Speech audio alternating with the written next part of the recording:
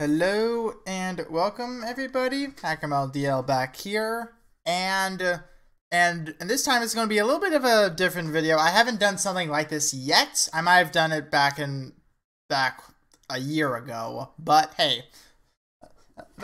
So I'll be covering this month in Dragalia Lost to hopefully give you guys a direction to begin to build up your accounts for the month of May. But very quick thing. Shop purchases have reset. So the Void Shop and the Astral Shop are all available to buy right now. I already bought out of them both. Don't forget to do that. And also remember, on the 15th will be the Gauntlet reset, so be sure you do that as well. Get as far as you can in that. So covering this month in Dragalia Lost. So a very quick recap of what happened in April. Fire Emblem. Fire Emblem is still going on. Don't forget to do those. Chapter 13 came out. It's still currently on half off and double drops.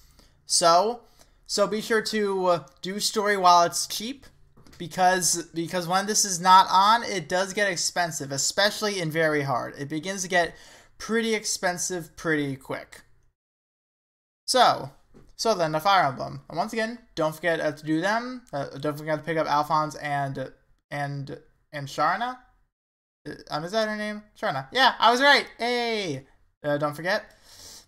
But yeah, though, another reason why I'm doing this, especially on the desktop, is because nice big images.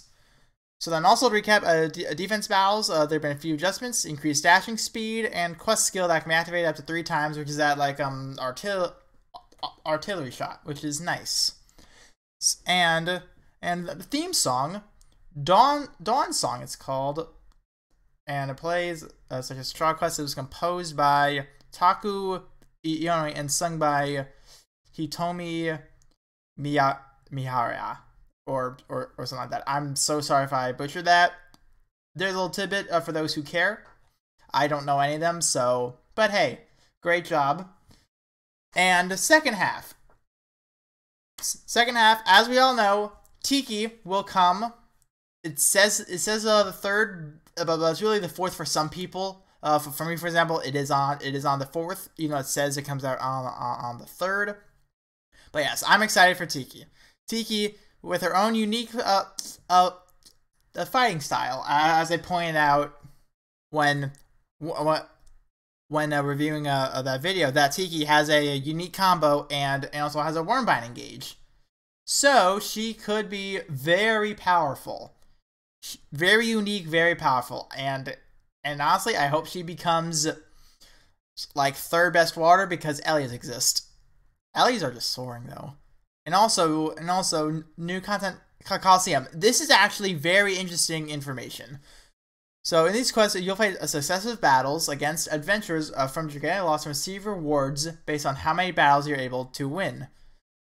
So yeah, as we saw, there are quest levels for each of the 5 elements and several difficulty levels. So well, they just showed off fire in the videos, but yet, in reality, there's also a dark, light, water, and wind as well. So, cool. My requirements for the highest difficulty, Infernal, will be rather high. Even though there are no special rewards for Infernal, I hope you take the opportunity to challenge yourself with these quests if you're confident in your skills. So, pretty much, what Coliseum sounds like, it's a one-time clear. You don't farm this.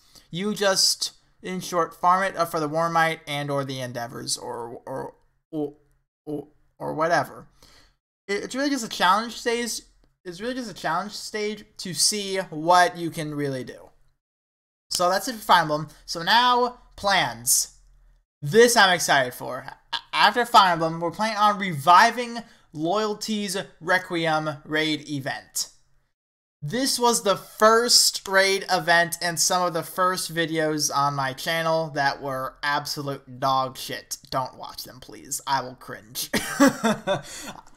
I bet I will cringe at my older videos when I didn't know how to YouTube. And it'll be the first event. It was the first, yes, and this time it'll be revived, and you're gonna everyone's favorite Armister, 4-star Water Celiera, and the Dragon Pele. So Celiera is a pretty solid unit, and also she's coming with a Mana Spiral as well as Ranzel. He's also getting one. So yeah, so yes, finally another Water Mana 70, and we're getting another Wind in which Ranzel will be able to remove enemy buffs, which will make him effective against Ciela. Which is very nice because once Ciela transforms in the expert stage, at least, she gains a defense buff. So she'll then therefore be easier to deal with. But however, with all these waters getting Mana 70s, and this is even further proof of that, I have a serious feeling that we're going to get water Agitos next. They're going to save light for last. That's what I feel like. Feel free to say if you agree, disagree, or have other plans. And there's Ranzel. And also in late May, we plan to add an interlude to Chapter 13. Yes, some more story. And add the Dream Big Under the Big Top, a facility event, to the event Compodium. So now another facility will be free for everyone to grind up. This you'll be facing dark enemies in this. So for this, you will also be using Light Adventurers for those who have not faced it. So yeah, and this scares me. This scares me so much because I'm going to resent doing this. At the end of May, we plan to add Master Difficulty to Volk's Wrath in the Agito Uprising. You'll be able to craft Tier 2 Flame-attuned 6-star weapons. Shoot. And we're preparing some action elements you can only see in Master. Damn. So what this means right now is that they're not going to wait for every single Agito to come out first. They're not going to wait on that. Yikes. But yeah, this is going to be dangerous because, well, in Master, they're going to account for Marth and Crom. They're going to account for them, as well as Halloween Lowen. Actually, hopefully they make it a little easier for the Lowens, because Expert vastly relies on Lowen. Hopefully it's not as Lowen reliant. But also at the same time, I don't want to quad DPS it. So hopefully it's like that, because it sucks when like a minute in, Lowen just leaves. It sucks. And we're planning on Master Difficulty to other quests in the Agito Uprising as well, but we want to provide Standard and Expert first and add Master over time. So yeah, that's their plan with that, but this is going to be interesting. Please also challenge a water-attuned Ciela, who was recently added. As before, you'll get materials to craft 6-star weapon the first time you clear the quest on standard difficulty. In the treasure trade, you can also trade for a powerful facility that boosts stats of wind. So yeah, people are still learning her right now. You can quad a DPS her, but it's easier with a Lowen. But also, however, it's a long fight. You need to know how to fight her in order to effectively clear her. Based off of what I've seen, I have not cleared Expert yet because I do it in pubs. Just if you have friends, friends will be the easiest way. But for me, I do it in pubs, and pubs is just difficult right now. But yeah, I'm also working on the facility right now before I invest in weapons, which is what you should be doing. That way you can get even easier clears. So, okay then, that's about it for May, but as of for just more stuff in general that we should be looking out for, the one future update we're working on is the ability for a single adventurer to use up to 2 skills from other adventurers. So a little more information. An adventurer can equip up to 2 skills from other adventurers. Only the leader of each team can use the skills equipped from other adventurers. To equip skills from another adventurer, the adventurer who the skill belongs to must be level 80 or higher and have at least 50 mana nodes unlocked. Okay, Skills belonging to adventurers who join as part of the main campaign can be equipped even if they do not meet the conditions described above. Some skills cannot be equipped in this way. So pretty much story mode units, so Ranzel, Ellie, Auden, probably Alex, Lexi, people like those, they do not need to be level 80 or mana 50. They can just outright do it, which is cool, but that can also mean for water, for example, you can always use LES1 whenever you need to. So that in turn can greatly boost a DPS for water. At least I think so. Be aware that this features in development, so there may be changes to the above by the time of release. We'll share more information about how that works. All right, so something else. Chapter 14 is scheduled to release in June. A new adventurer will join you in Chapter 14, but you'll have to wait until you actually play the chapter in June to see who will be joining you. So new character in Chapter 14, so new character in June. Coolio. So then, in conclusion, we're very happy we will have a second half is coming up, and there's Revival, Celiera's Mana Spiral, and a new... Also, we're planning a new raid event for the end of May. They did not say something about that. This is going to be new. This is something that... Whatever. Right here. This is something that is going to be very interesting. That is stuff we don't know. So therefore, that's a new free character, a new free dragon, a new free print, and obviously a new banner. It will not be limited, so more than likely will be a skip. But I'm always a fan for new events because I like reading reading it.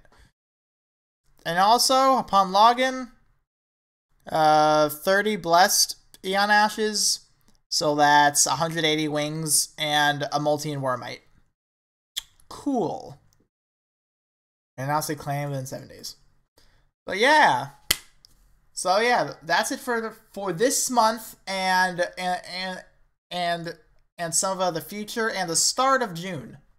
So yeah, this month looks to be pretty stacked for endgame as well, actually. So then first of all, I'm going to start to end this by saying this. What should beginning players start to invest in based off of this content? Alright, so first of all, beginning players, you should not be worrying about Master Volk. Master Volk should really concern players who have MUB Tier 1 Agitos. I'm going to start to hyper-invest in my Marth, Marth's Agito. That way he can hit a 10k might, then be able to hopefully take this on. Which will I don't say why not. I was half to learn it. Ciela, also beginning players should not worry about. But well, just if you were wanting to start this, invest in a MUB Chimera or a High Dragon Tier 2 MUB. Those are what I would recommend for that. I did quickly talk about this. Invest in Dark Adventurers for this, but this will be available in the event Compodium, which is available all the time. So you don't have to worry about that too much. Ranzel 70, if it concerns you, start to grind up stuff that drops the Wind Tier 4 orbs, so like a Wind Chimera. Feel free. The Revival as well. For that, you will use Water Adventurers. You can very easily bring her. She'll do perfectly fine. So for example, a workup like Ellie Sand, she's very good. Tiki will be dropping before this, so definitely do Tiki. Tiki should work very well on this, depending on what she does. We'll figure that out later. And Coliseum, it will focus on everything. Don't be too concerned just if you don't clear everything up to Infernal, because I feel like Infernal will be for the more veteran players who have all the Tier 2 MUBs, who have all the Agitos. It'll be more suited for them who are at that endgame stage. If not, If not, maybe Cores can do it, and or Chimeras. Chimeras would make more sense because Chimeras honestly are pretty easy to acquire at this point in time. So probably Chimeras can do Infernal. But yeah, though. This is for people who have all 5 elements pretty built up. That's more likely what will be the case. We will find out on the 3rd/4th, whatever your time zone is. I will be doing a video upon that release. I'll also do a video upon her release, and I'll also do a video summoning for her and the other 2. But either way, that's it for this month. Just if you have any other questions, feel free to comment down below. I have no problem answering questions. I have absolutely no problem answering questions. Do not be afraid. Do not be afraid. I encourage questions if you are lost. Feel free to also peep my progression guide. It might be a little old at this point. It's like 6-7 months old now. Maybe even longer. I don't know anymore. I don't know. But it should at least begin to pull you in the right direction at how to progress. So either way, that's it for the video. Thank you all for watching.